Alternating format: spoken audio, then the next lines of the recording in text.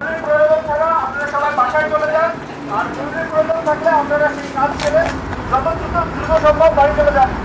গোপালগঞ্জে জাতীয় নাগরিক পার্টি এনসিপির পদযাত্রায় হামলা ও সংঘর্ষের ঘটনায় গতকাল রাত ৮টা থেকে চলছে ২২ ঘন্টার কারফিউ। আতঙ্ক ও উৎকণ্ঠার রাতের পর আজ বৃহস্পতিবার সকাল থেকেই শহর জুড়ে থমথমে পরিবেশ বিরাজ করছে।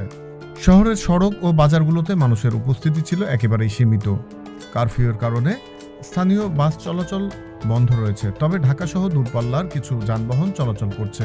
শহরের গুরুত্বপূর্ণ সড়কগুলোতে পুলিশ, সেনাবাহিনী ও বিজিবির সদস্যরা টহল দিচ্ছে।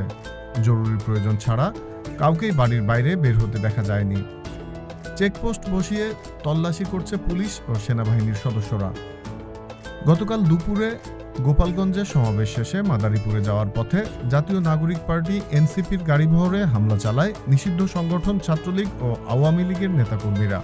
এতে রণক্ষেত্রে পরিণত হয় গোপালগঞ্জ। সংঘর্ষে ৪ জন নিহত এবং পুলিশ ও সাংবাদিক সহ ১৫ থেকে ২০ জন আহত হয়েছেন। এ ঘটনায় এখন পর্যন্ত ১৪ জনকে আটক করেছে আইনশৃঙ্খলা বাহিনী। Z news, Dhaka.